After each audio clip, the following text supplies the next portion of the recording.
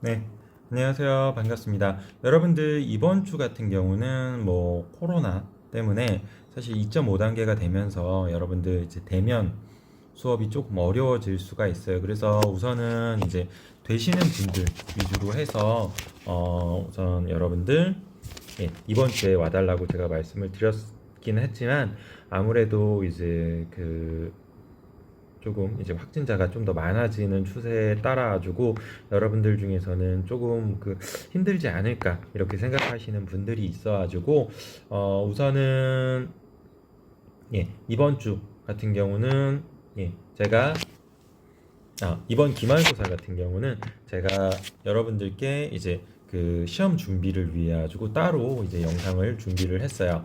그게 왜 그러냐면은 이제 영상에서도 이제 또 말씀을 드리긴 했지만 아무래도 저희가 칠판에다가 이렇게 판서를 하면서 이렇게 수업을 했던 내용을 그대로 올리다 보니까 문제가 이제 조금 흐리게 보이는 경우들이 굉장히 많아요. 그래서 여러분들 보이지가 않았다, 문제를 푸는데 이게 어떠한 내용인지 모르겠다 라고 하시는 분들이 좀 많이 있었기 때문에 그러한 부분을 좀 더 다 나오시면 좋긴 하겠지만 아무래도 이제 못 나오시는 분들이 그러한 피해를 받으시면 안 되기 때문에 여러분들 제가 추가적으로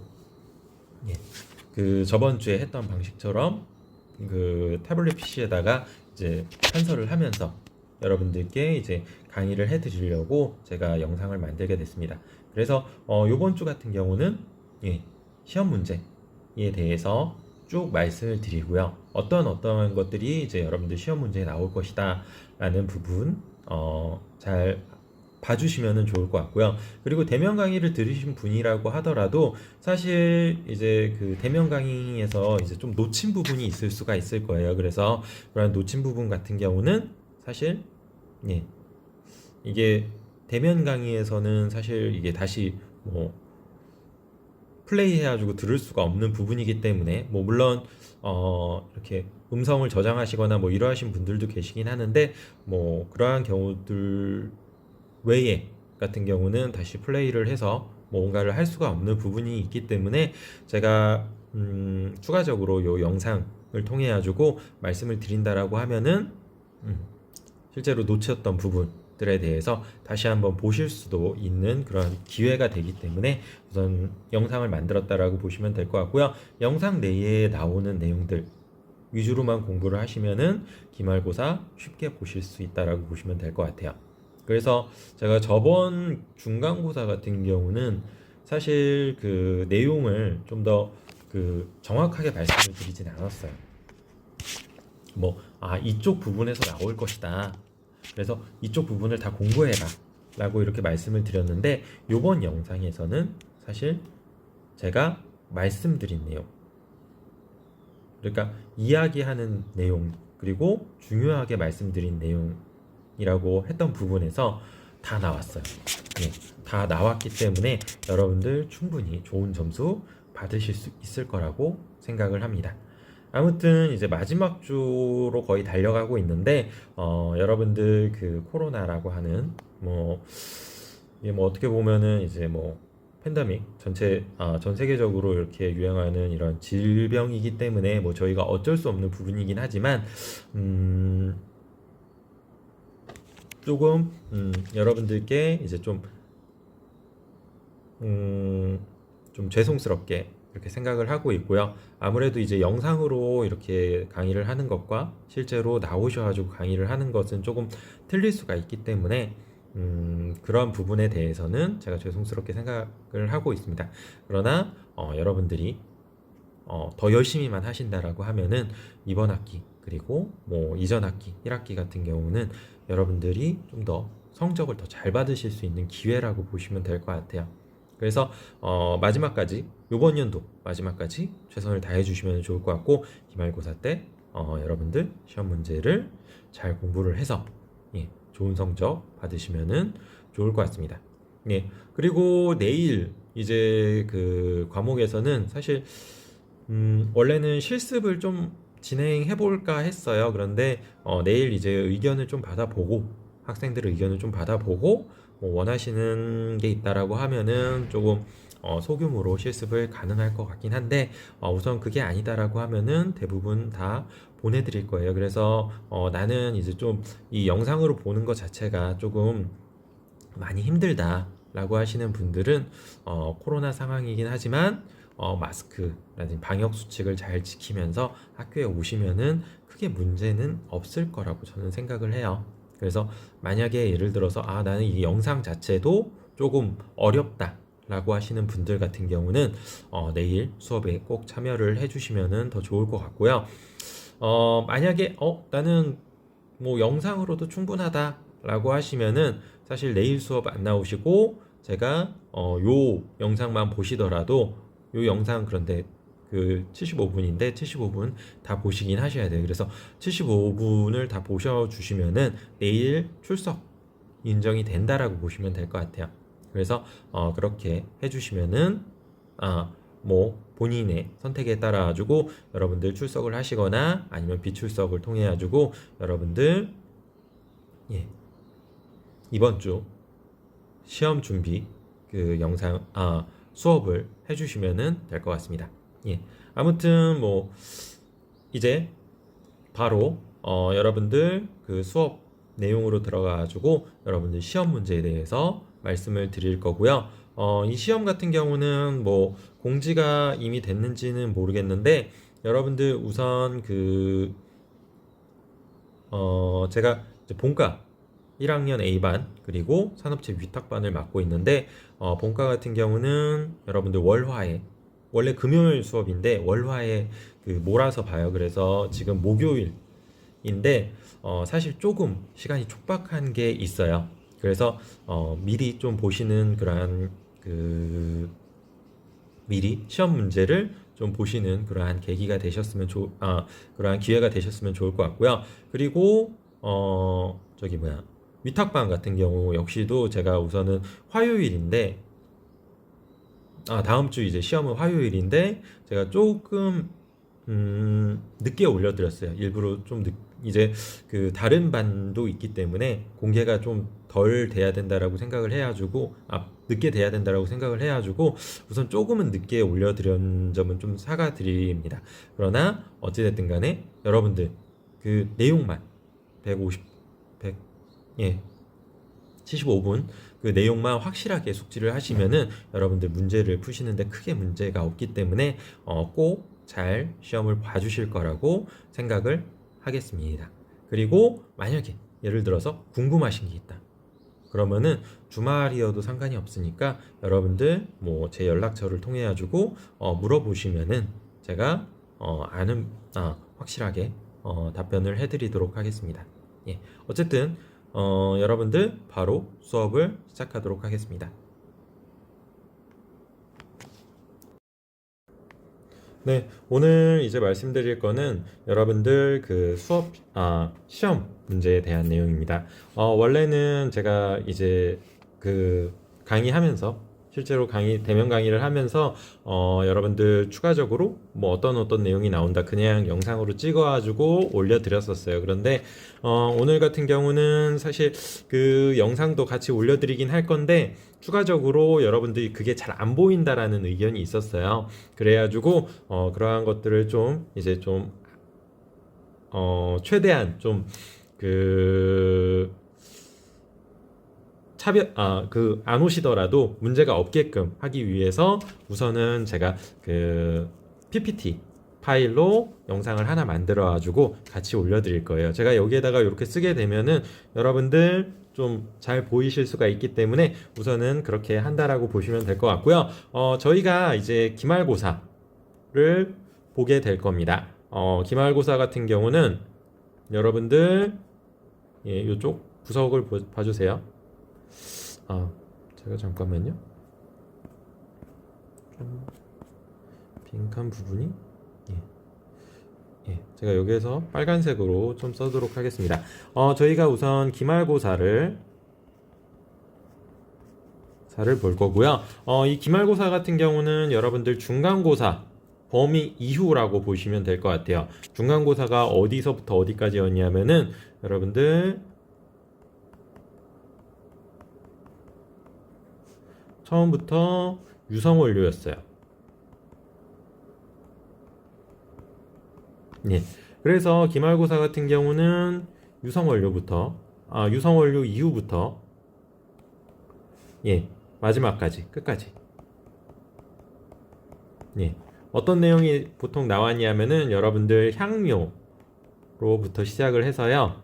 예. 계면활성제에서 HLB 그 계산하는 문제까지가 여러분들 기말고사라고 보시면 될 것 같습니다. 그래서 그러한 내용들을 좀 준비를 해주시면 될 것 같고요. 여러분들 문제는 총 10문제가 나가요. 중간고사와 동일하게 문제가 출제가 된다라고 생각을 해주시면 될 것 같고요. 중간고사 때는 2문제가 계산 문제라고 해가지고 여러분들 주관식이었어요. 단답형 주관식이었는데 요번에는 좀 바뀌었어요. 예. 우선은 2문제 계산 문제가 나옵니다. 그리고 나머지 8문제는 예. 원료에 대한 아니면 이론에 대한 문제가 나온다라고 보시면 될 것 같아요. 예. 그래서 동일하게 구성은 동일한데 이거를 모두 객관식으로 예. 풀 예정입니다. 여러분들 제가 저번 이제 그 중간고사 때 이렇게 보니까 계산을 어느 정도까지는 이렇게 다들 하세요. 그런데 그 최종 그 결과가 여러분들 잘 안 나오는 이렇게 좀 잘못 나왔는데 그게 이제 계산이 틀린지 모르고 그냥 이렇게 쓰는 경우들이 많아가지고 제가 그럴 경우에 이제 부분 점수 드리기 힘들다라고 제가 말씀을 드렸잖아요. 그래가지고 아예 계산 문제 자체를 객관식으로 낸다라는 점이 이번 그 기말고사의 차이점이라고 보시면 될 것 같아요. 그래서 기말고사의 계산 문제 같은 경우는 예, 객관식으로 나온다라고 생각해 주시면 될 것 같고요. 뭐 전이랑 동일하게 지금 보시면은 예, 오지선다형으로 해서 여러분들 객관식 문제가 나간다라고 보시면 될 것 같습니다. 그래서 이제 뭐 하나하나씩 그 내용들을 좀 보실 거예요. 그래서 어떤 내용들을 이제 중간고사 이후 범위에서는 배웠는지를 좀 보시고 넘어가시도록 하겠습니다. 예. 그러면 첫 번째로 이제 나갈 거는 뭐냐면은 여러분들 여기에 나와 있는 향미제 굳이 공부하실 필요 없어요. 왜 그러냐면은 향미제 같은 경우는 여러분들 제품의 향과 맛, 한마디로 맛을 조정하는 그러한 원료라고 보시면 될 것 같고요. 향미제 물론 중요한 원료이긴 한데 사실 예, 크게 많이 사용이 되고 있진 않아요. 왜 그러냐면은 입에 들어가는 그러한 제품들 외에는 사실 향미제라고 하는 거를 사용할 필요가 굳이 없기 때문에 많이 사용이 되고 있지 않고 여러분들 시험 문제에서도 좀 배제가 되어 있는 상태라고 보시면 될 것 같아요. 여기에서 보실 거는 향료예요. 여러분들 중에서는 뭐 일부는 이제 그 향료 향수를 이제 만들어 보는 그러한 실습도 해보셨을 거예요. 그래서 그러한 향료 같은 것들이 이제 거의 대부분의 화장품에 들어가게 되는데 이 화장품들을 이 향료라고 하는 것이 어떠한 특성을 가졌는지를 좀 알아보시면은 굉장히 시험 문제에 도움이 되실 것 같아요. 그래서 이러한 향료에 대한 내용을 좀 알아주시면 좋을 것 같고요. 뭐 향료라고 하는 거 좀 더 구체적으로 이렇게 말씀을 드리게 되면은 뒤쪽에 뭐 여기 앞쪽에 굳이 보실 필요 없어요. 그리고 요거 같은 경우는 이제 알레르기가 일어나는 향료 물질이에요. 그런데 뭐 굉장히 어려운 부분이에요. 사실 이걸 다 외우시기에는 여러분들 굉장히 어렵고요. 요거 같은 경우는 그냥 저희가 뜻 정도만 알아두시고 넘어가시면 좋을 것 같아요. 예, 뭐냐면은 이 알레르기 물질이기 때문에 여러분들 화장품 제조 시 내가 이걸 넣었다 라고 하면은 예, 제품 상자에다가 표기를 해야 된다. 한 가지만 알아두시고 넘어가시면 좋을 것 같습니다. 그리고 아직 법률이 시행이 안 됐어요. 2021년부터 실행이 되기 때문에 여러분들 뭐 요 내용도 그냥 여러분들 뷰티를 배웠으니까 사실 화장품 쪽을 배우셨다 보니까 참고 사항으로 알아두시는 거지 사실상 여러분들 시험에는 크게 영향을 나오지는 않습니다. 그렇기 때문에 여기 부분까지도 여기 지금 열심히 줄치면서 이렇게 공부하실 필요 없어요. 향료 여기도 공부하실 필요 없고요. 그리고 그 다음 장도 공부하실 필요 따로 없습니다. 그냥 상식 삼아 이 향료 물질 같은 경우는 알레르기가 많이 일어나니까 표기를 해야 되는구나 내년부터. 물론 지금부터 다 표기를 하고 있긴 있는데 어쨌든 내년부터 표기를 해야 되는구나 그렇게 알아주시면 될 것 같습니다. 그래서 여기 그 다음부터가 이제 좀 중요하게 되는데 향료 뭐 요거는 뭐 어려운 내용은 아니기 때문에 그냥 대충 보세요. 뭐냐면은 굳이 필요 없어요. 그래서 요거 넘어가시면 될 것 같고 향의 종류 굉장히 다양하다. 200만 개 정도로 굉장히 200만 개 굳이 외우실 필요 없이 다양하다. 그 중에서 향의 차이를 감지할 수 있는 거 약 10만 개 종류 정도라고 되게 되고요. 아직까지 뭐 10만 개, 20만 개 뭐 이게 중요한 게 아니고 굉장히 다양한 종류의 향이 있다라는 것이고요. 그리고 아직까지 정확한 수치나 척도를 나타내는 것이 없기 때문에 인체 감각으로만 향을 분류하는 것이 많다라고 생각을 해주시면 될 것 같습니다. 그래서 이러한 향 분류가 굉장히 다양하게 발전이 되게 되고요. 마지막 형태, 플레그런스 서클이라고 하는 형태로 발전이 됐다라고 알아주시면 될 것 같습니다. 그리고 여기에서 나온 향료에서 나온 중요한 단어들이 좀 있어요. 왜 그러냐면 향료를 표현하기 위해서 여러 단어들을 사용하게 되는데 각각의 뜻을 좀 알아두시면 좋을 것 같아요. 가장 대표적으로 향조라고 하는 단어는 여기에서 보시는 것처럼 같은 향의 특징을 가진 향기 집단이라고 이야기를 한다라고 보시면 될 것 같고요. 플레그런스 서클에 각각의 그 구분이 되는 것이 향조라고 생각해 주시면 될 것 같습니다. 그래서 이제 향조라고 하는 거는 같은 특징을 가진 향기 집단이다 라고 알아주시면 될 것 같고요. 그래서 이렇게 향조가 플레그런스 서클에서 이 분류를 할 수 있는 그러한 것이기 때문에 지금 여기에서 보시는 것처럼 향조명으로 플레그런스 서클을 분류를 하게 되고요. 여러분들 요거는 개인이 한번 만들어 보셨었어요. 그래서 이렇게 플레그런스 서클에서 분류할 수 있는 그러한 향기의 분류가 향조이다. 특히 같은 특징을 가진 향기의 집단을 향조라고 이야기한다라고 보시면 될 것 같고요. 쭉 넘어가 주시면 좋을 것 같고 여기에서 나오는 탑노트, 미들노트, 베이스노트라고 하는 것이 어떠한 특징을 갖는지 여기에서 실제로 봤을 때 휘발성이라고 하는 측면에서 봤을 때 상대적으로 탑노트가 휘발성이 높은 상태라고 보시면 될 것 같고요.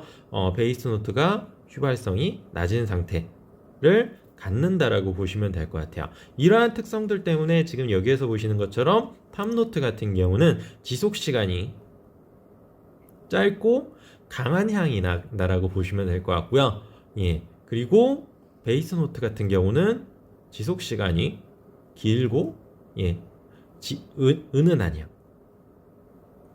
향기의 지속력이 굉장히 큰 향이 날 수 있다라고 생각을 해주시면 될 것 같습니다. 그리고 여기에서 이제 용어들이 좀 나오게 되는데 탑노트, 미들노트, 베이스노트도 물론 중요하긴 해요. 그래서 여기에서 물론 탑노트, 미들노트, 베이스노트 다 중요하긴 하지만 추가적으로 여기에 트레일이라고 하는 것이 용어가 나와 있어요. 이 트레일이라고 하는 거는 뭐냐면은 향기가 지속되는 시간이 긴가 짧은가를 이야기하는 용어라고 보시면 될 것 같아요. 그래서 향이 지속 시간이 길다 라고 하면은 물론 향의 지속 시간이 길다 이렇게 얘기해도 되긴 하지만 좀 더 고급진 표현으로 트레일이 길다 아니면 짧다라고 하게 되면 트레일이 짧다 라고 생각을 해주시면 되고요. 그렇기 때문에 아까 탑노트 같은 경우는 휘발성이 강한 향이고요. 트레일이 짧은 향이라고 보시면 될 것 같고요. 베이스 노트 같은 경우는 트레일이 길고 휘발성이 낮다라고 생각을 해주시면 될 것 같습니다. 그리고 그 다음에 이제 나온 용어로는 오르간이랑 어코드라고 하는 것이 있는데, 오르간이라고 하는 거는 단일향의 모음을 얘기하게 되고요. 어코드라고 하는 거는 어울리는 향기의 조합을 이야기한다라고 보시면 될 것 같습니다. 그리고 이 밑에 있는 거는 굳이 안 외우셔도 크게 문제가 되지 않을 것 같습니다. 그리고 뭐 그 다음으로 이제 나왔던 거는 이제 뭐 조향하는 방법 나와 있었는데 뭐 크게 중요하지 않게 넘어가시면 될 것 같고요. 후각 기관의 구조, 여기에서 보시는 것처럼 후두부를 통해서 여러분들의 향이 전달이 되게 되고요. 이 향이라고 하는 것은 여기에서 보시는 후각 망울이라고 하는 후각 신경세포를 통해서 여러분들 대뇌로 전달이 된다라고 말씀을 드렸어요. 그런데 이게 대뇌로 전달이 될 때 굉장히 빠른 속도로, 여기에서 보시는 것처럼 여기가 신경이고요. 그리고 여기 바로 넘어가게 되면 대뇌거든요. 그래가지고 굉장히 가까운 기관이에요. 신경이랑 그리고 말단 그 인지기관이랑 굉장히 가깝기 때문에 여러분들 이것에 의해서, 향에 의해서 뭐 예를 들어서 아로마 테라피라든지 아니면 긴장을 완화시킨다든지 뭐 이러한 그 치료가 가능한 이유가 결과적으로는 굉장히 강한 자극을 줄 수 있는 기관이기 때문이다라고 생각을 해주시면 될 것 같습니다. 그래서 이렇게 후각 기능이 있다라고 보시면 될 것 같고요. 여러분들 뭐 보시는 것처럼 입자가 비강 점막에 비강에 있는 점막에 닿게 되면은 그 점막 안에는 후각 수용기가 있게 되고요. 후각 수용기가 여러분들 신경 세포의 가장 초입이라고 보시면, 말단이라고 보시면 될 것 같아요. 그래서 이렇게 보시는 것처럼 후각로, 결과적으로 후각신경이 모여져 있는 것들이 후각로라고 보시면 될 것 같고, 이 후각로를 통해서 대뇌, 뇌로 전달이 되게 되고요.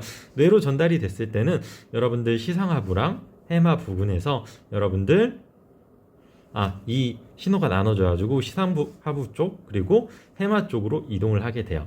뭐 물론 이것들이 여러분들 굉장히 다양한 구간을 지나가지고 여러분들 그 대뇌에 다양한 그 구간들을 지나게 되는데, 그걸 다 외우실 필요는 없이 지금 보시는 것처럼 냄새 입자가 비강 점막을 통해서 후각 수용기에 닿게 되면은 이것들이 후각 신경세포를 통해서 후각로 또는 후각망울이라고 하는 것을 통해 가지고 여러분들 여기에서 보시는 것처럼 대뇌의 번연계 쪽으로 간다 라고 알아주시면 될 것 같고요. 이 번연계라고 하는 거는 지금 여기에서 보시는 것처럼 기억을 저장하거나 감정 반응을 일으키는 곳이에요. 그래서 여러분들이 나 우울해 뭐 이렇게 생각하실 때 그러한 감정 반응들을 조절할 수 있다, 이러한 냄새로 조절을 할 수 있다라는 이론이 생기게 된 이유가 이렇게 그 냄새가 결과적으로 번연계라고 하는 곳으로 가게 되는데, 이 번연계는 기억이 저장되거나, 그래서 뭐 특정 냄새를 맡게 되면은 어떠한 그 기억이 떠오른다든지 뭐 이러한 식의 이유가 될 수가 있고요. 그리고 감정 반응이 뭐 약해진다라든지 아니면은 완화시켜 준다든지 하는 식으로 여러분들 조절을 할 수 있는 부분이 결과적으로 이 후각 세포이다, 후각 기능, 후각 그 부분이다라고 알아주시면 될 것 같습니다. 그 다음 부분 보시게 되면은 크게 중요하지 않는 부분이 아까 방금 앞쪽에서 이제 설명된 부분이기 때문에 한 번 정도 읽고 넘어가 주시면 될 것 같고요. 그리고 맛을 인식하는 기전 역시도 이 후각상피세포와 굉장히 유사하고요. 그리고 두 번째는 이 후각상피세포가 가는 번연계 쪽으로 이동을 해가지고 여러분들 신무가 하나로 섞이게 돼요. 그래서 맛과 향, 이 두 가지가 합쳐져야지 여러분들 실제로 맛을 느끼는 기전이 된다라는 거 알아주시면 될 것 같습니다. 그렇게 해가지고 여러분들 이제 첫 번째 뭐 4주차였었나요? 예, 4주차의 과목이 끝났고요. 네, 그 다음으로 나오는 거는 여러분들 계면활성제입니다. 계면활성제 같은 경우는 지금 여기에서 보시는 것처럼 첫 번째로 표면과 계면 이 두 가지를 좀 말씀을 드렸었어요. 그래서 표면 같은 경우가 좀 더 작은 개념이고 계면이 좀 더 넓은 개념이다 라고 말씀을 드렸었고, 표면은 공기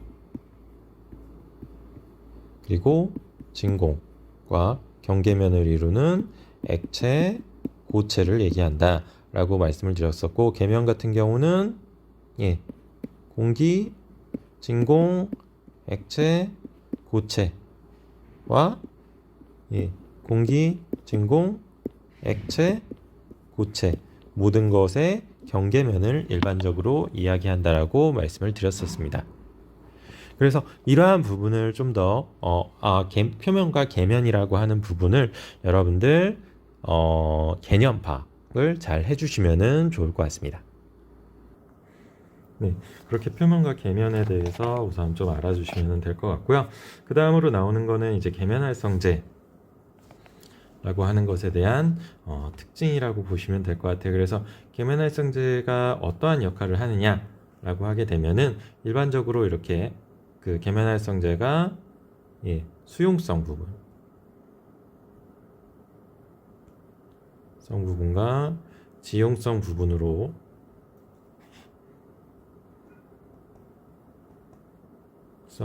이렇게 나뉘게 되는데, 여러분들 여기에서 보시는 것처럼 물과 기름 사이의 경계면에 끼어 들어가 가지고 흡착을 해서 계면의 성질을 바꾸는 물질이에요. 이 계면의 성질을 바꾸는 물질이 어떠한 뜻을 의미하냐면은, 서로 밀어내려고 하는 청력이 있게 되는데, 이러한 밀어내려고 하는 청력을 없애준다.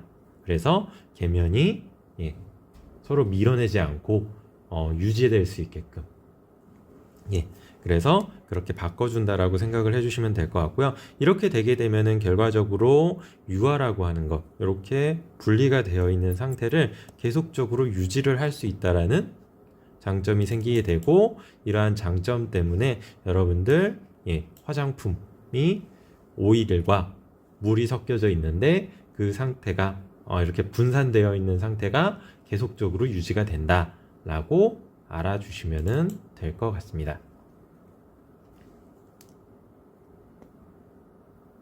네.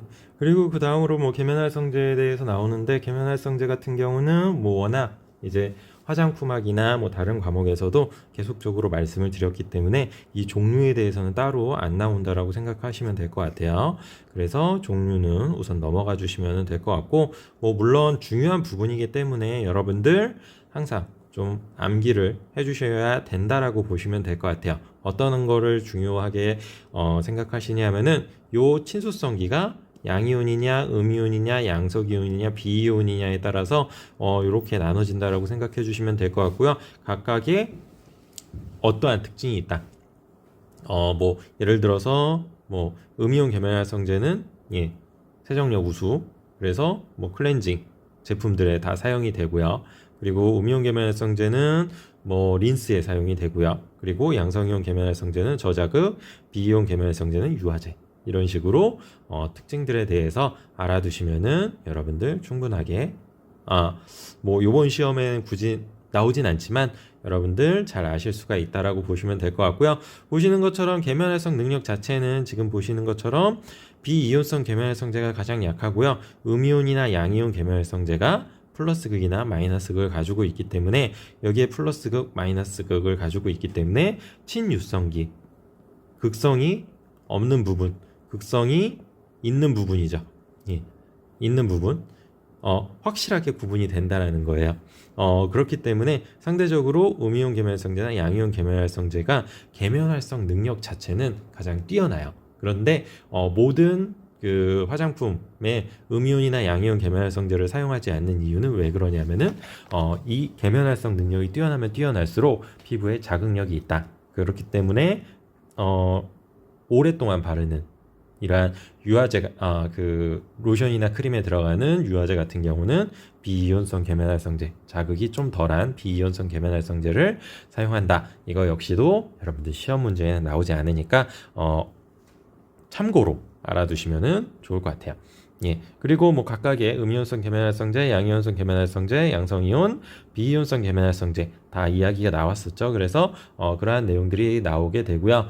피부 자극에 대해서도 뭐 라밀라 구조를 파괴한다거나 인지질을 파괴하기 때문에 이러한 계면활성제가 피부 자극을 일으킬 수 있다라는 내용들이 쭉 나갔었어요. 그래서 뭐 그러한 내용들은 여러분들 잘 기억을 해두셨다가 이제 평상시 때 이제 그 뷰티를 배운 사람으로서, 화장품을 배운 사람으로서 기본 상식 정도로 이렇게 알아두시면 좋을 것 같고, 제가 계속 말씀을 드리긴 하지만 여러분들 시험 문제에 나오지 않았다는 점 확인을 하고 계속 넘어가시면 될 것 같습니다. 그리고 세정작용 계속 나오고요. 그 다음으로 이제 나온 것이 유화입니다. 유화 같은 경우는 여러분들 화장품이라고 하는 것을 만들 때 가장 중요한 그러한 기술 또는 원리라고 보시면 될 것 같아요. 그렇기 때문에 여러분들 유화를 잘 알아두셔야 돼요. 여러분들 시험 문제에서도 이 유화에 대해서 중점적으로 많이 나오고 있기 때문에 그 부분에 대해서 잘 알아두시면 좋을 것 같고요. 첫 번째로 이제 보시게 되면은 유화라고 하는 거는 지금 오일과 물 요 두 가지 용해되지 않는, 서로 섞이지 않는 두 가지 액체가 섞이게끔 만들어가지고 우유같이 백탁화된 현상이 된 것을 유화라고 생각을 해주시면 될 것 같고요. 뭐 유화의 다른 명칭으로 봤을 때 뭐 유화나 가용화, 분산 이러한 식으로 나눌 수 있다라고 생각을 해주시면 될 것 같아요. 그런데 이렇게 유화, 가용화, 분산 이렇게 나누는 이유는 왜 그러냐면은 기본적으로는 다 유화예요. 영어로 다 얘기하게 되면은 에머전이라고 해가지고 다 유하긴 한데 이렇게 한국 명칭으로 나눈 거는 왜 그러냐면은 세부적으로 특징이 조금씩 있기 때문이라고 보시면 될 것 같아요. 첫 번째 유화 같은 경우는 백탁이라고 하는 것이 일어난다라고 보시면 될 것 같아요. 뭐냐면은 이제 그 물이랑 오일이랑 섞게 되면은 둘 다 투명한 층을 가지고 있음에도 불구하고 섞이게 된 용액 자체는 여러분들 크림, 로션 다 보시면 아시겠지만 하얀색, 흰색을 바탕으로 하고 있어요. 그 이유는 왜 그러냐면은 빛이 들어올 때 이 유화 그 방울 입자들이 굉장히 크기 때문에, 그리고 많기 때문에 빛이 부딪혀가지고 산란이 일어난다라고 보시면 될 것 같아요. 빨주노초 파남보로 이렇게 산란이 일어난다라고 보시면 될 것 같고, 그 빨주노초 파남보로 산란이 일어나기 때문에 모든 빛이 섞이게 되면은 흰 색깔을 나타내게 되죠. 그래서 빛이 섞이면서 전체적으로 하얀색이 나타나는 현상들이 발생이 되게 되고, 그러한 것들이 유화의 가장 큰 특징이라고 보시면 될 것 같아요. 이에 반면에 가용화 같은 경우는 이 유화되는 양이 워낙 적은 거예요. 적기 때문에 이게 몇 개 없겠죠. 다시 그럴게요. 이게 몇 개 없겠죠.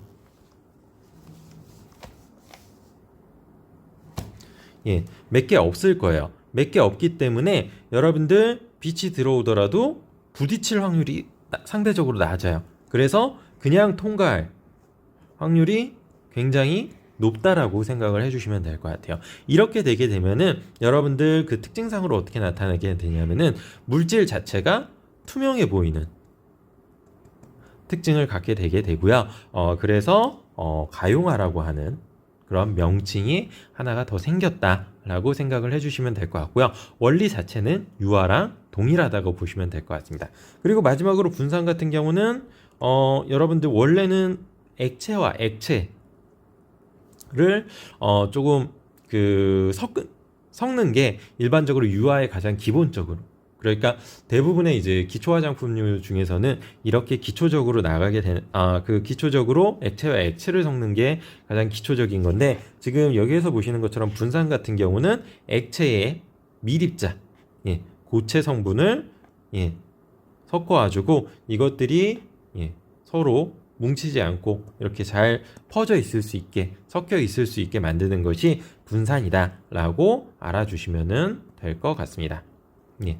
그리고 그 다음에 나오는 거는 이제 여러분들 HLB라고 하는 거예요. 이 HLB라고 하는 거는 제가 계산 문제에서도 여러분들 꼭 나온다라고 말씀을 드렸었고, 이 계산 문제 중요하기 때문에 여러분들 제가 이따가 몰아서 마지막 시간에 마지막 타임에 몰아가지고 그것들을 이제 쭉 설명을 드릴 거예요. 어떤 문제가 나오고 어떻게 문제가 나올 것이다. 이렇게 자세하게 설명을 드릴 거고요.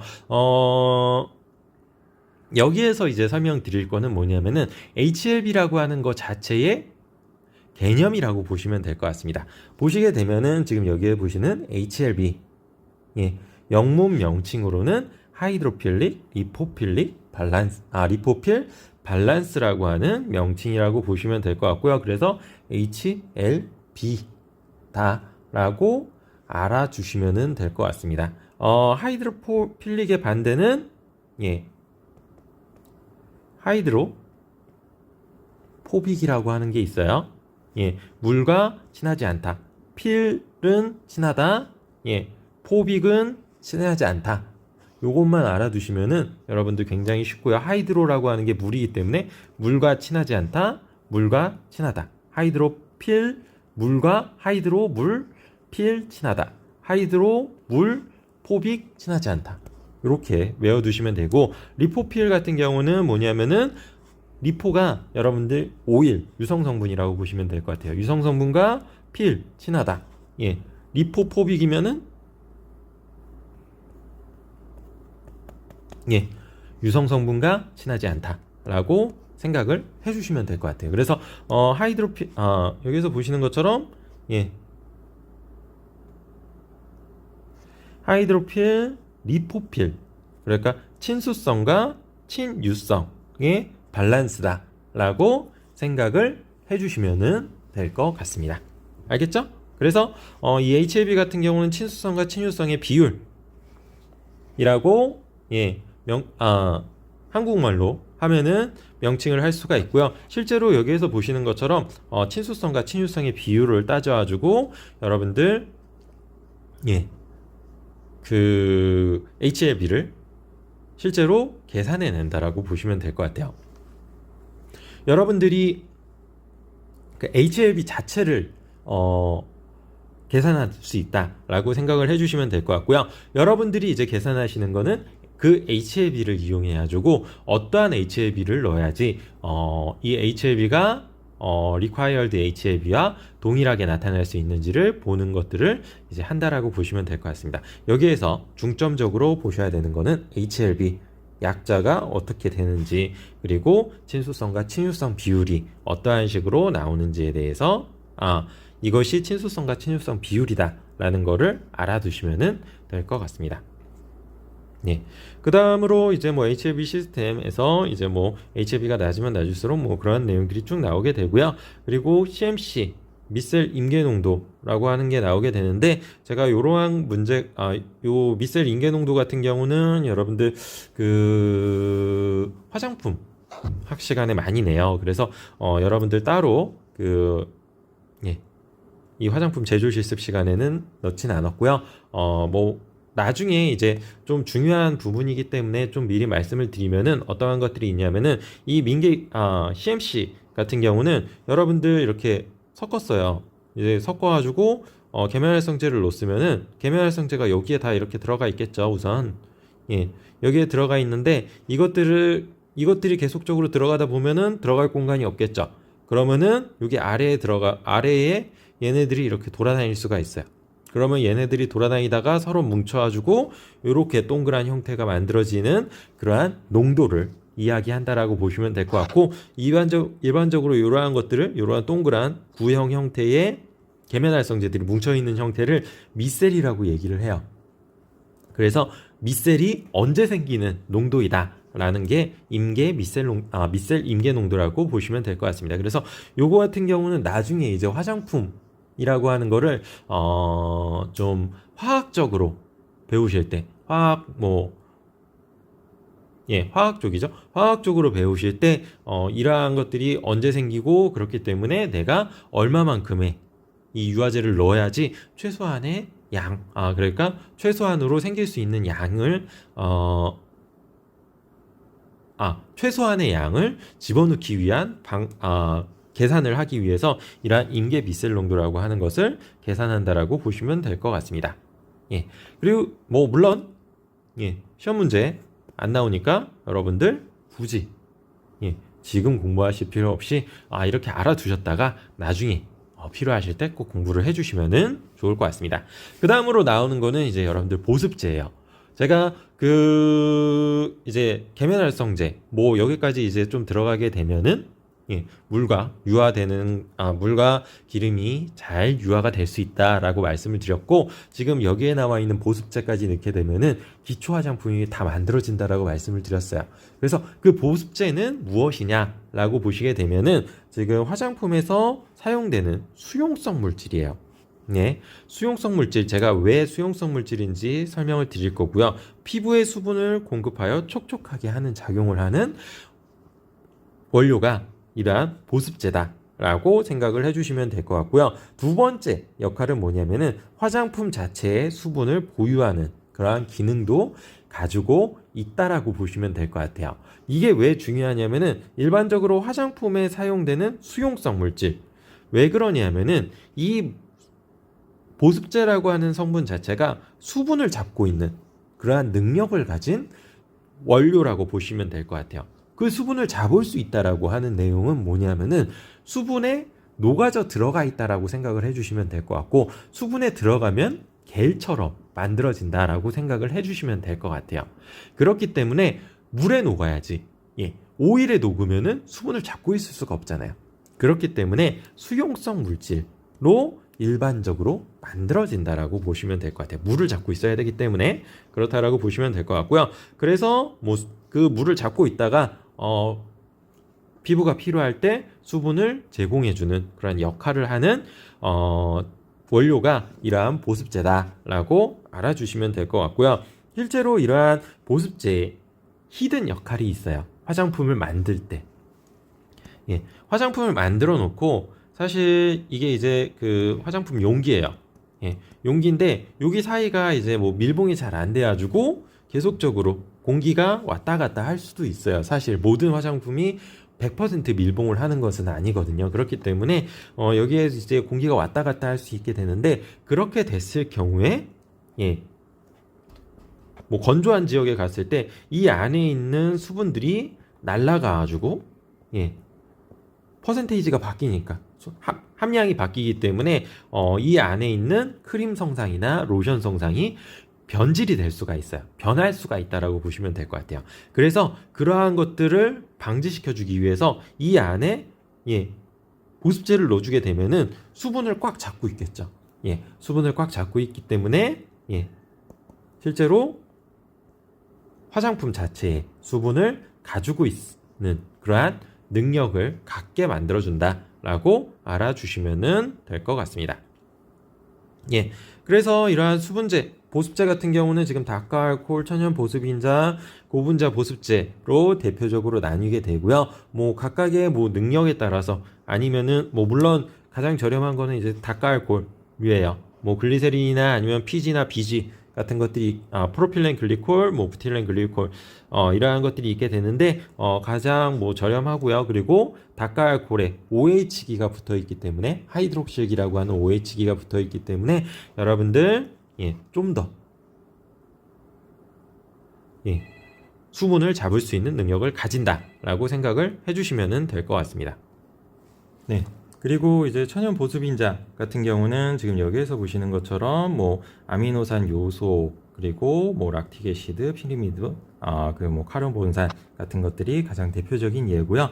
고분자 보습제 같은 경우는 다당류나 생체 고분자 물질 같은 것들이 있다라고 보시면 될 것 같아요. 그런데 여기에서 보시는 다당류, 생체 고분자 물질 같은 경우는 여러분들 고분자 물질이고, 여기에 수분을 계속적으로 잡을 수 있는 역할을 하고 있기 때문에 수분을 잡고 길면은 특징이 점도라고 하는 것이 올라가요.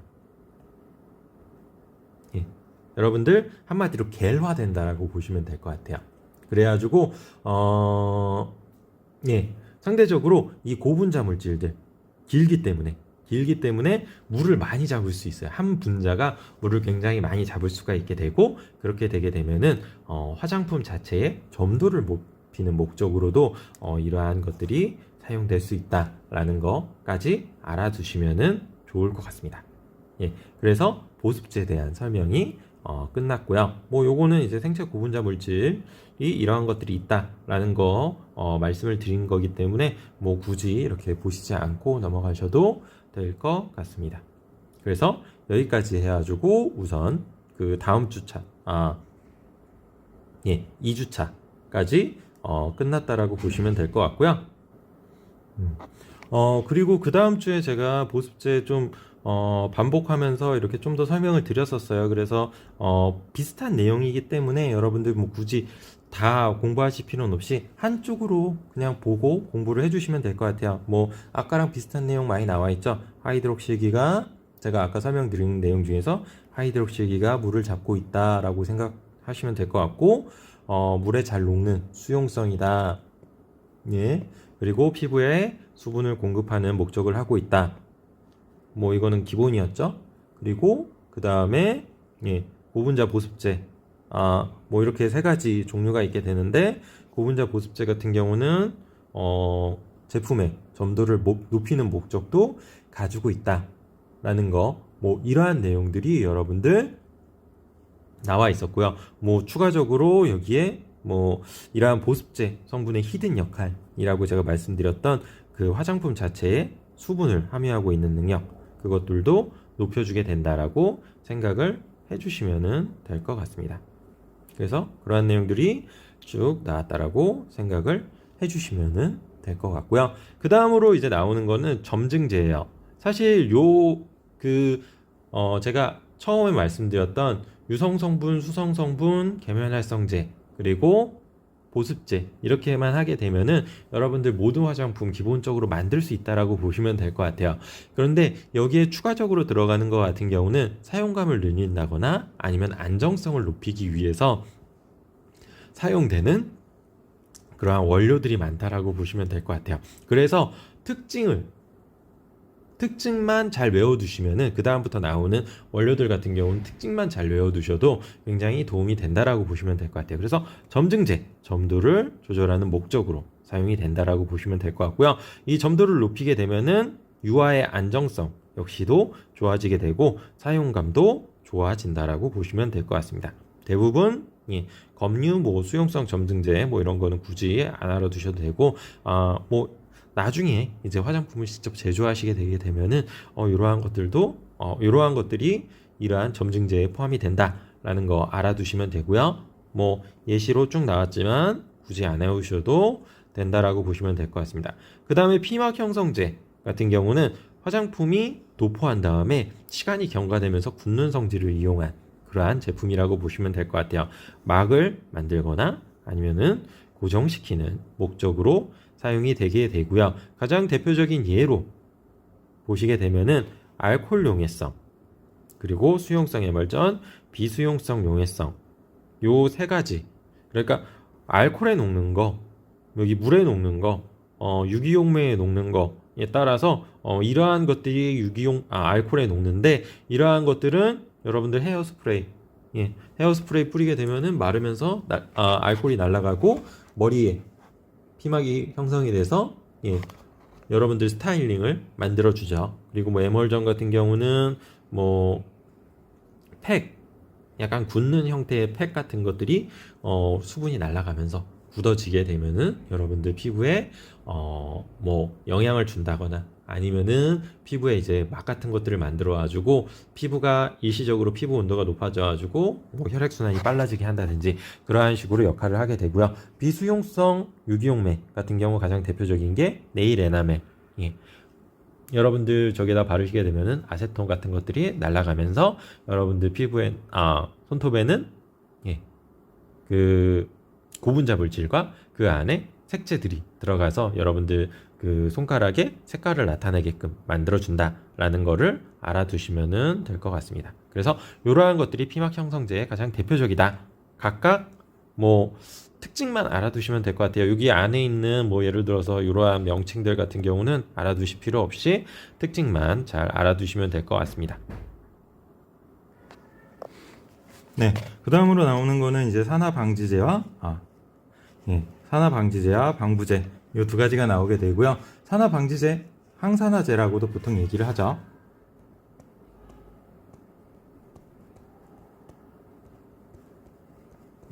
항산화제라고 하는 거 잘 알아두시면 좋을 것 같고요. 이러한 것들을 넣는 이유는 왜 그러냐면은 유성 성분 자체가 산패가 될 수가 있어요. 화장품 내에 사용되는 유성 성분이라고 하는 성분이 산패가 될 수가 있기 때문에 가장 대표적인 문제죠. 그래서 그러한 것들을 억제하기, 방지하기 위한 목적으로 산화방지제 또는 다른 동일한 용어로 항산화제라고 한다라고 보시면 될 것 같아요. 그래서 가장 대표적으로 사용되는 항산화제 비타민 E가 가장 대표적으로 사용되게 되고요. 뭐 BHT나 BHA 이러한 것들이 추가적으로 사용되게 되는데 여러분들이 좀 잘 알아두셔야 되는 거는 비타민 E라고 하는 거예요. 뭐 비슷한 명칭으로는 토코페롤 아세테이트 동의어예요. 예. 그래서 그러한 형태가 항산화제다. 화장품에 사용을 하는데 안정성을 높이기 위해서 가장 중요하게 사용되는 원료이다 라고 알아두시면 될 것 같고요. 그 다음에 나오는 거는 방부제예요. 보존제라고도 얘기를 하고 있고요. 지금 여기에 나와 있는 것처럼 미생물 성장으로 인해서 미생물 대사산물이 축적, 화장품의 성분 분해로 인한 화장품 성상의 변질을 억제한다. 한마디로 화장품 내에서 미생물들이 자라는 것을 막기 위해서 사용되는, 오염을 막기 위해서 사용되는 것이 방부제 또는 보존제라고 보시면 될 것 같아요. 가장 대표적으로 파라벤유나 아니면 페녹시에탄올이나 이소치아 졸리돈 같은 것들을 많이 사용하게 되고요. 뭐 비표시 방부제, 표시를 안 해도 되는 방부제예요. 예, 이거 같은 경우는 아직까지 그 식품의약품안전처에서 이거는 방부제예요 라고 인정을 안 한 원료라고 보시면 될 것 같고요. 그러한 가장 대표적인 게 이제 헥산디올, 뭐 자몽씨 추출물, 황금 추출물들 같은 것들이 가장 대표적인 예라고 보시면 될 것 같습니다. 뭐 굳이 이 부분은 안 해오셔도 아래쪽 부분 안 해오셔도 되는데 방부제라고 하는 거, 보존제라고 하는 것이 어떠한 의미를 갖는지를 잘 알아두시면 좋을 것 같습니다. 네, 그래서 이렇게 두 가지에 대해서 꼭 잘 알아두시면 좋을 것 같습니다. 예. 그 다음에 뭐 오일의 산패 원인 같은 것들이 나오게 되는데 한 번 정도 읽어보시고 시험 문제에는 크게 나오지 않으니까 여러분들 쭉 지나가시면 될 것 같고 산화인자, 촉진인자 역시도 읽어보시면 좋을 것 같아요. 왜냐하면은 산패가 왜 일어나는지에 대해서 좀 알아두시려면은 하긴 하지만 여러분들 시험 문제에는 나오지 않는다는 점 알아두시면은 좋을 것 같고요. 그 다음에도 자동산화의 특징 역시도 읽어보시고 시험 문제에 나오지 않는다는 점 보시면 될 것 같고 미생물 한도 역시도 나중에 이제 여러분들 뭐 맞춤형 화장품이나 아니면은 품질 검사 쪽에 공부를 하실 때 좀 나올 수 있는데 따로 문제 출제는 안 했으니까 여러분들 쭉 넘어가 주시면은 될 것 같고 그 다음에 나오는 이제 안정화제, pH 조절제라든지 함수량 조절제 같은 것들의 역할. pH 조절제는 pH를 조절하는 거고요. 그리고 이 pH 조절하는 거 첫 번째고 두 번째는 중화제라고 해가지고 pH를 특정 pH로 맞추는 버퍼 역할도 pH 조절제가 하고 있다라고 생각해 주시면 될 것 같고 함수량 조절제 같은 경우는 화장품에서 수분 증발을 방지하는 거 제가 아까 보습제를 설명을 드리면서 보습제가 히든 역할이 있다라고 말씀을 드렸었는데 그 히든 역할이 실제로는 함수량 조절제의 역할이라고 보시면 될 것 같습니다. 그리고 그의 반대로 수분 증가되는 것까지 좀 가루 제품들 같은 경우는 수분이 들어가게 되면은 뭉치겠죠.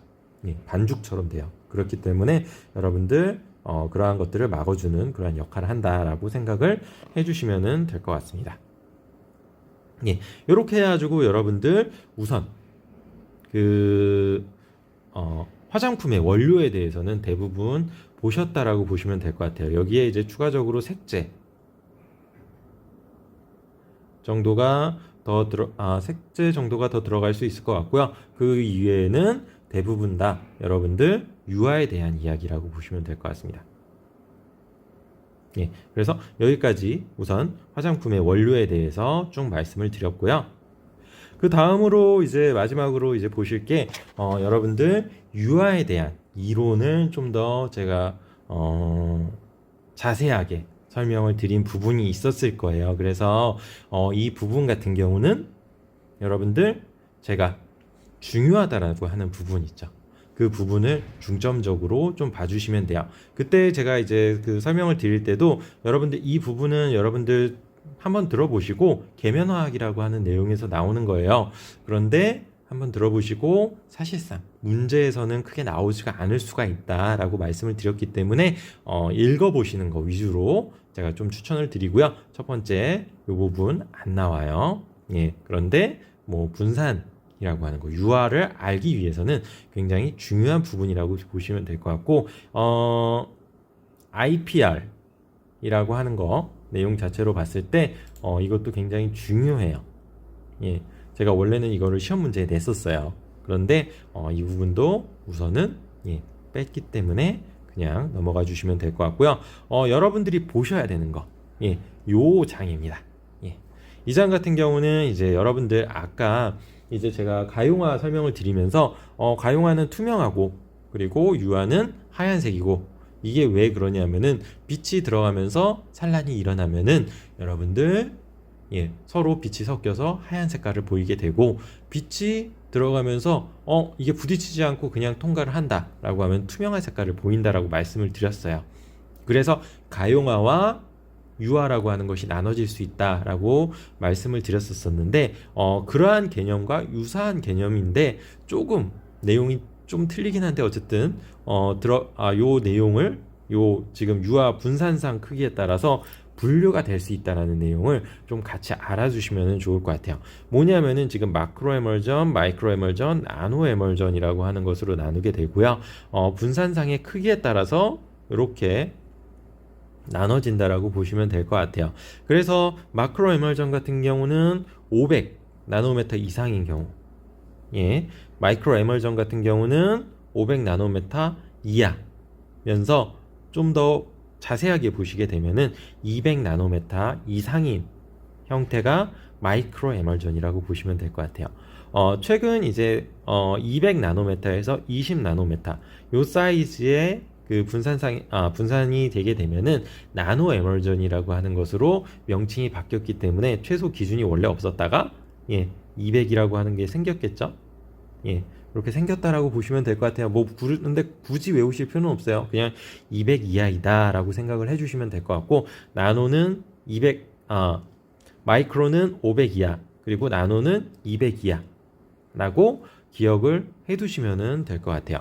그런데 이러한 차이가, 이러한 그 각각의 그 유화 분산상의 크기에 따라서 어떠한 차이가 생기느냐 하면은 지금 여기에서 보시면은 500 나노미터 이상이다 라고 하는 거를 보시고, 그러면은 사이즈가 분산이 됐을 때 500 나노미터 이상이 된다라고 보시면 될 것 같아요. 그러면은 그 안에 보셨을 때 지금 여기에서 보시는 것처럼 그것들을 보시고 우선 요 개념을 기억을 해두시고, 그 다음에 뜬금없이 빛의 파장이라고 하는 것을 좀 알으셔야 돼요. 빛의 파장이라고 하는 거는 여러분들 그 전에 제가 그 수업 시간에도 말씀드린 것처럼 빛이라고 하는 거는 직선으로 보이긴 하지만 이것들을 굉장히 확대해 보면은 이게 파동처럼 이렇게 흔들린다 라고 생각을 해주시면 될 것 같고요. 이 파동대가 요 흔들리는 파동대가 몇 나노미터인지에 따라 가지고 여러분들 지금 자외선, 가시광선, 적외선이라고 하는 것으로 나눠진다라고 보시면 될 것 같고요. 특히 가시광선 같은 경우는 색깔에 따라서 이 파동대가 나눠질 수 있다라고 보시면 될 것 같아요. 그래서 여러분들이 흔히 빨주노초 파남보라고 얘기하는 거는 프리즘에 의해서 빛이 들어왔는데 분산이 되는데, 이 분산이 되는데 어떠한 식으로 분산이 되냐면은 이 파동대가 긴 거부터 짧은 순으로 이렇게 분산이 돼가지고 빨주노초 파남보가 된다. 그래서 긴 쪽은 긴 쪽은 여기에서 보시는 것처럼 빨간색, 그리고 짧은 쪽은 보라색 계열이다 라고 생각해 주시면 될 거고요. 이 아래쪽 빨간색 위에 빨간색보다 더 긴 파장대의 빛은 적외선, 그리고 보라색보다 더 짧은 파장대의 빛은 자외선이라고 한다라고 보시면 될 것 같아요. 뭐 자외선, 적외선, 뭐 물론 그 피부 색소 만들 때 중요하긴 하지만 여기에선 중요하지 않으니까 제껴 두시고요. 가시광선 영역으로 봤을 때 보라색 쪽 같은 경우는 짧은 파장대, 빨간색은 긴 파장대라고 생각을 해주시면 될 것 같아요.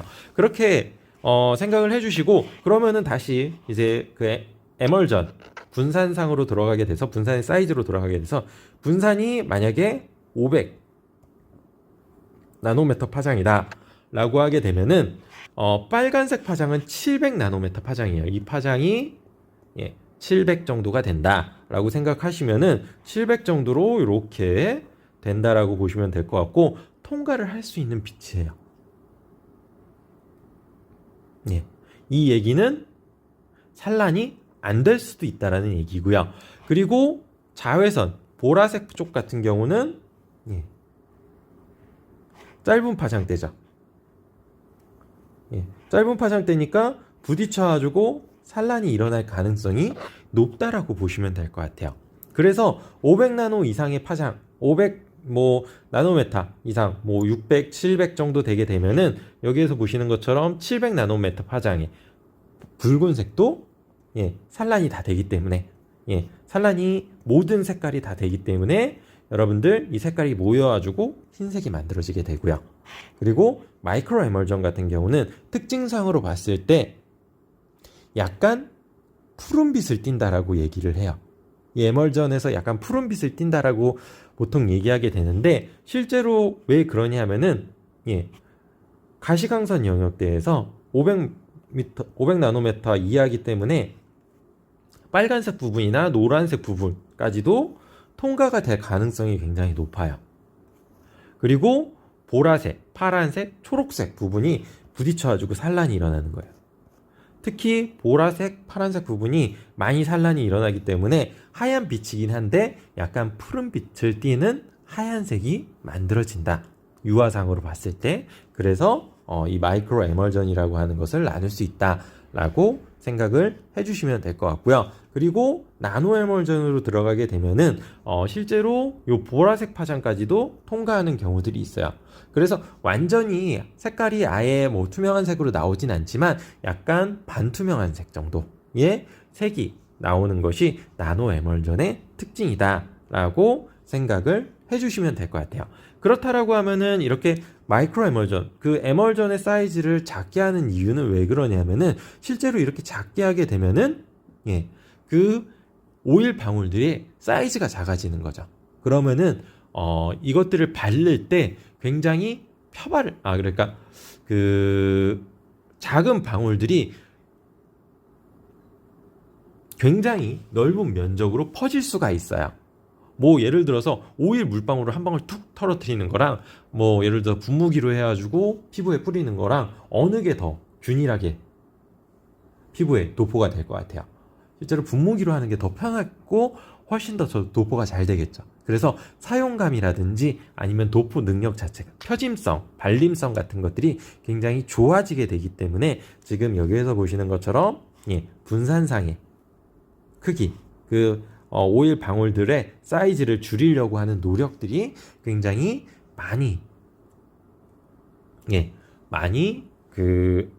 굉장히 활성화되어 있다라고 생각을 해주시면 될 것 같아요.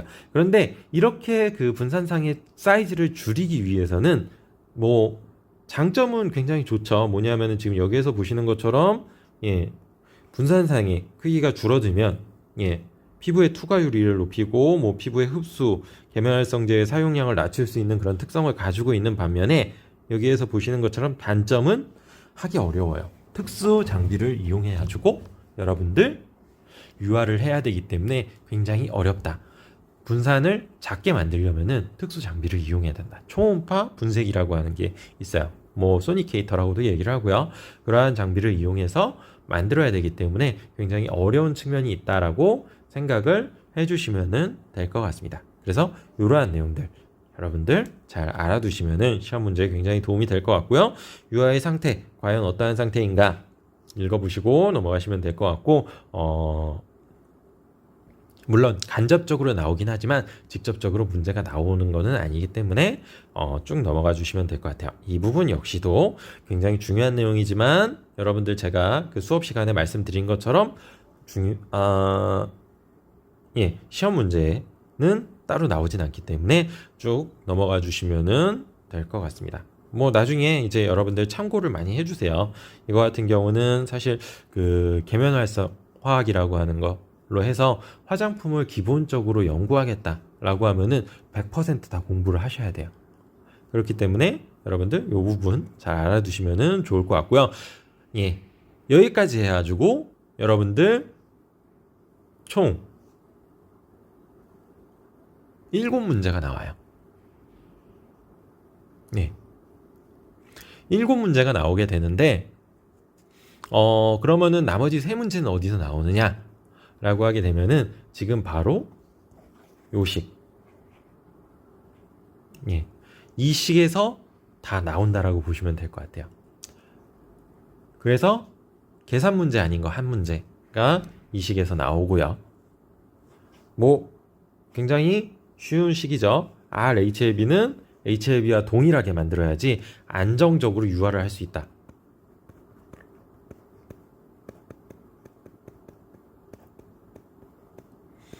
라는 내용이고요.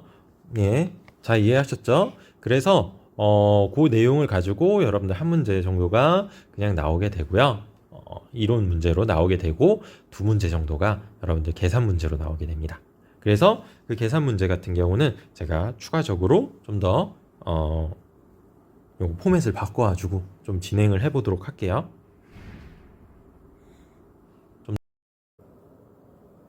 예. 첫 번째로 이제 말씀을 드릴 수 있는 거는 여러분들 문제는 크게 2가지 형식으로 나온다라고 보시면 될 것 같아요. 뭐냐면은 첫 번째로는 HLB 값을 RHLB 값과 HLB 값을 구해가지고 여러분들 유화제 있죠. 제가 그 수업 시간에 설명드렸던 것처럼 유화제가 얼마만큼씩 들어가야 되느냐 2개의 유화제가 있는데 그 2개의 유화제가 얼마만큼씩 들어가야지 RHLB에 맞게끔 그 유화제가 들어갈 수 있는지에 있는지에 대한 이야기가 나와 있다라고 보시면 될 것 같고요. 2번째 문제는 뭐냐면은 RHLB 값 자체를 구하는 거예요. 제가 뭐 3가지의 오일들을 놔드릴 건데 그 각각의 오일들이 HLB가 어떻게 있고 어떤 용량으로 들어가 있다라는 것까지 말씀을 드릴 거고요. 그렇게 됐을 때 이 HLB 값 자체가 요 3가지의 오일의 토탈 HLB, RHLB 값이 얼마인가에 대해서 물어보는 문제. 이 2가지로 나온다라고 보시면 될 것 같아요.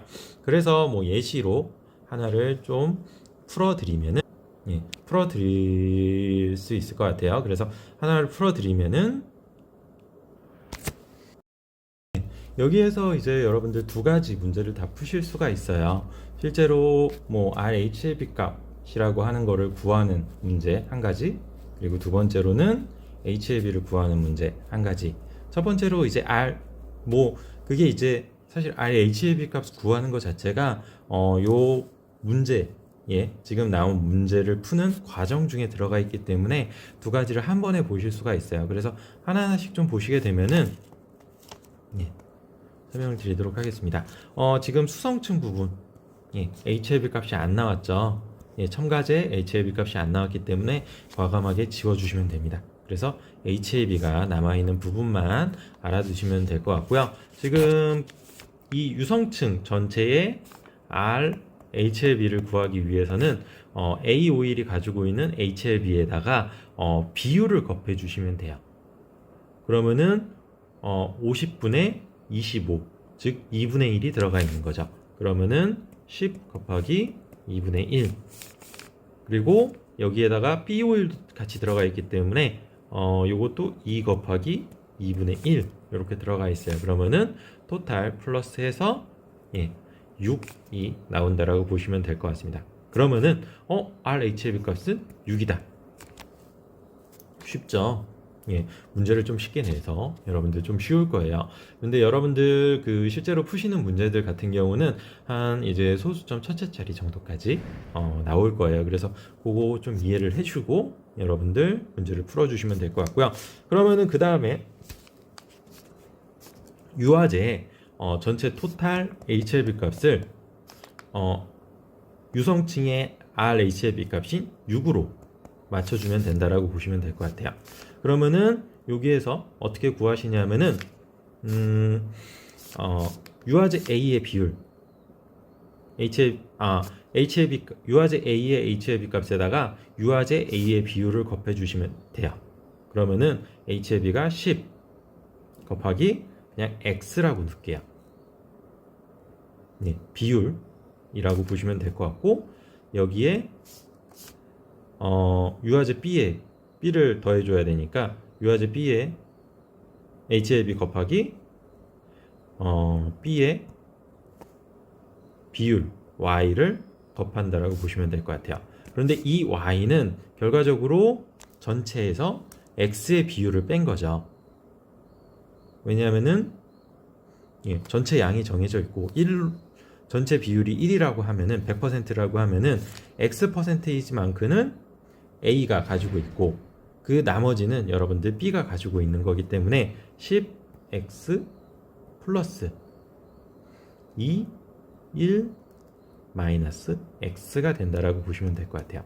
그러면은 여기에 9X가 되고요. 그리고 플러스 2, 즉 이게 9X가 아니고 8X구나. 8X가 되고요. 여기 플러스 2가 되고 요 2는 넘어가가지고 4는 8X가 된다라고 보시면 될 것 같아요. 그러면은 8로 나눠주게 되면은 X는 2분의 1이 되고요. 2분의 1이라고 하는 값은 여러분들 비율이었죠. 그렇기 때문에 전체 유화제에서 2분의 1, 전체 유화제 그람 수인 5g에서 2분의 1을 곱하기 시켜야 되면은 여러분들 2.5g이죠. 2.5g이 A 유화제에 필요한 양이라고 보시면 될 것 같고 B 유화제 역시도 5g에서 2.5g을 빼기 때문에 2.5g 나온다라고 보시면 될 것 같아요. 그래서 B 유화제도 2.5g 나오기 때문에 각각 둘 다 2.5g 다음을 체크해 주시면은 여러분들 답이 된다라고 보시면 될 것 같아요. 그래서 제가 아까 말씀드린 것처럼 첫 번째 RHLB 값을 구하는 문제는 유화제도 필요 없어요. 아마 제가 유화제에도 HLB 값을 안 넣었을 거예요. 그러면 과감하게 지우시고 이 HLB 값만 구해서 여러분들 답을 내시면 될 것 같고요. 유화제야 그 RHLB 값과 HLB 값을 맞히는 문제 같은 경우는 여러분들 RHLB 값, 유성층의 RHLB 값을 구하시고 그거와 동일하게 유화제의 RHLB 값을 만들어 주시면 돼요. 그 만드는 비율이 어떤지를 확인해 주시고 그 비율을 곱하시는 게 비율을 넣으시는 게 아니고 비율을 여러분들 전체 양에 곱해 가지고 그람수가 나와야 된다라고 보시면 될 것 같아요. 그래서 최종적으로는 그람수, 비율이 아니고 그람수로 해서 여러분들 답을 내주시면 될 것 같습니다. 그래서 이렇게 해가지고 여러분들 그 전체 시험 문제에 대해서 전체적으로 이렇게 말씀을 드렸고요. 제가 그 대면 강의 때 이제 또 말씀을 드리는 부분까지도 여러분들 영상에다가 같이 올려드릴 거예요. 뭐 물론 그거 이제 화질이 떨어져가지고 좀 안 보이실 수도 있고 이렇긴 한데 같이 이렇게 좀 비교해서 공부를 하시면은 좀 더 여러분들이 쉽게 기말고사를 보실 수가 있기 때문에 제가 그 부분까지도 우선 같이 올려드릴 테니까 필요하시면은 그 부분도 같이 공부를 하셔서 시험을 봐주시면은 좋을 것 같습니다.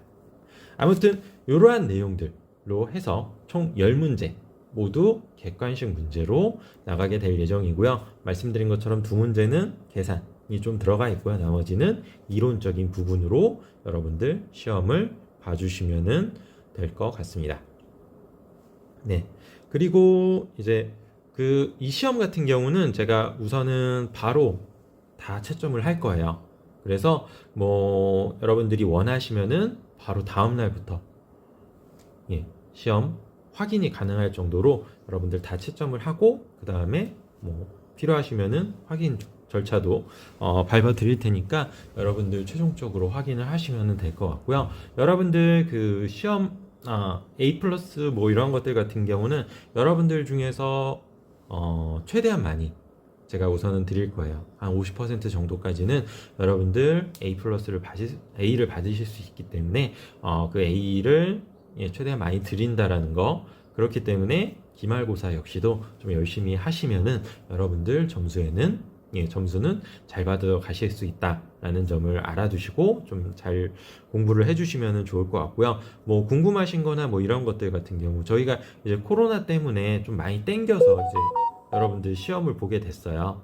그래가지고 아마도 이제 여러분들 시험 자체가 공부하실 시간이 그렇게 많지가 않을 거거든요. 그래서 제가 최대한 자세하게 말씀을 드린 것도 있다라고 보시면 될 것 같고요. 그래서 제가 말씀드린 부분에서 100% 나온다라고 보시면 돼요. 그래서 그 내용들을 가지고 여러분들 딱 공부를 하시면은 쉽게 문제를 푸실 수가 있기 때문에 조금만 집중해서 시험 문제를 봐주시면은 좋을 것 같고 그렇게 해주시면 될 것 같습니다. 아무튼 뭐 내일 나오시든 이제 내일 대면으로 이렇게 진행을 하시든 진행을 못 하시든 간에 여러분들 본 내용을 보고 시험 문제를 잘 봐주셨으면 좋을 것 같고요. 다음 주에 시험 시간대 같이 이렇게 좀 보면서 인사하면은 좋을 것 같습니다. 어쨌든 요번 한 학기 동안 수업을 들으시느냐고 굉장히 수고 많으셨고요. 그리고 시험 공부 잘 하셔가지고 좋은 결과 있으시길 바랍니다. 그럼 감사합니다.